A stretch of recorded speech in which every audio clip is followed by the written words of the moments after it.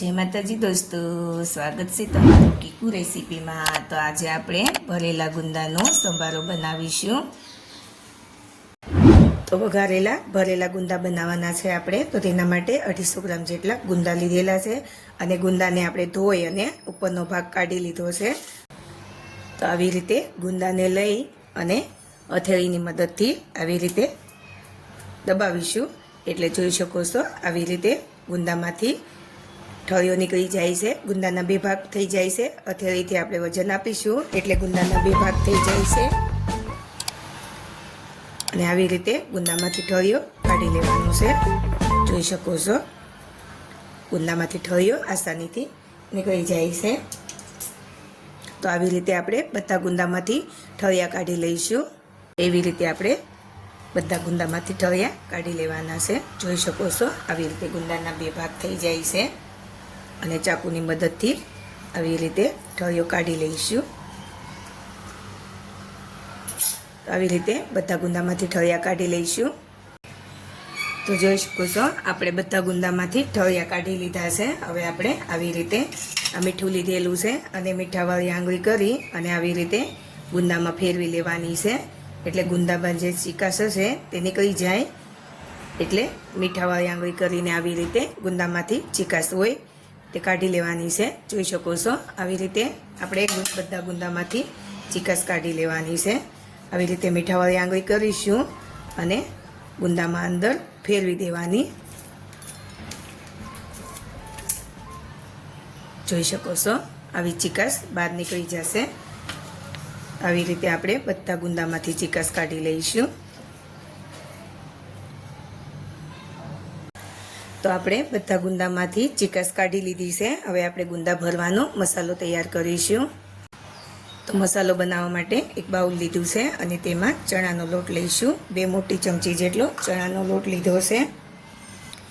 હવે આપણે તેમાં અડધી ચમચી જેટલું લાલ મરચું પાવડર લઈશું, અડધી ચમચી જેટલી હળદર લઈશું અને અડધી ચમચી જેટલું ધાણા જીરું પાવડર લઈશું। સ્વાદ પ્રમાણે મીઠું લઈશું, 1 ચમચી જેટલા સફેદ તલ લઈશું અને આ 2 ચમચી જેટલો ગોળ સમારી લીધો છે ઝીણો ઝીણો। હવે આપણે આ કાચી કેરી લીધી છે અને કેરીને આપણે ખમણી લેવાની છે થોડી।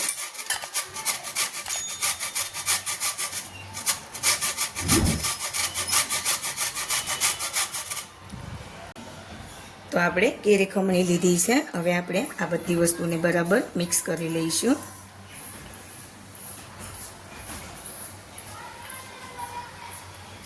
હવે આપણે 2 ચમચી જેટલું તેલ લઈશું।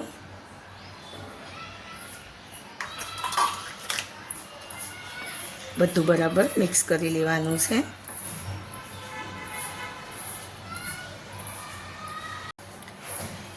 તો એકદમ સારી રીતે આપણે બધી વસ્તુને મિક્સ કરી લીધી છે। જોઈ શકો છો એકદમ સરસ એવો મસાલો બનીને તૈયાર થઈ ગયો છે।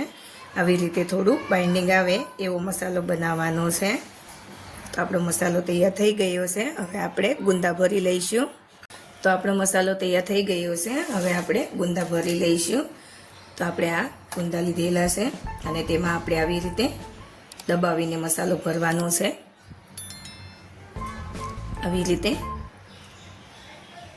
એકદમ દબાવીને આપણે આખા ગુંદામાં મસાલો ભરી દેવાનો છે। જોઈ શકો છો આવી રીતે આપણે બધા ગુંદામાં મસાલો ભરી દઈશું। એવી જ રીતે આપણે બીજા ગુંદામાં પણ મસાલો ભરી દઈશું।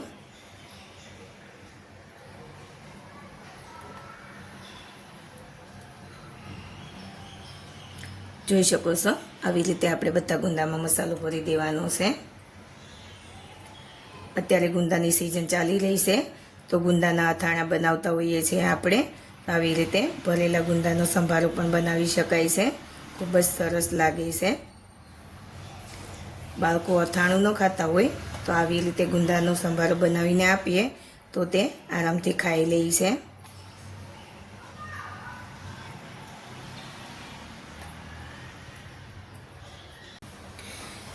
તો તો આપણે બધા ગુંદામાં મસાલો ભરી લીધો છે. હવે આપણે ગુંદાને વઘારવાના છે. તો હવે આપણે કડાઈમાં 2 મોટી ચમચી જેટલું તેલ લીધેલું છે. તેલને ગરમ કરી લેવાનું છે. તો તેલ ગરમ થઈ ગયું છે. હવે આપણે ગુંદાને તેલમાં મૂકી દઈશું.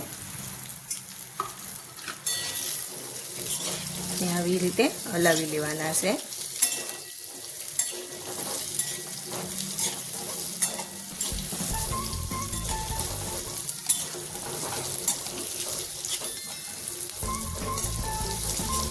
ગેસની ફ્લેમ મીડિયમ રાખવાની છે.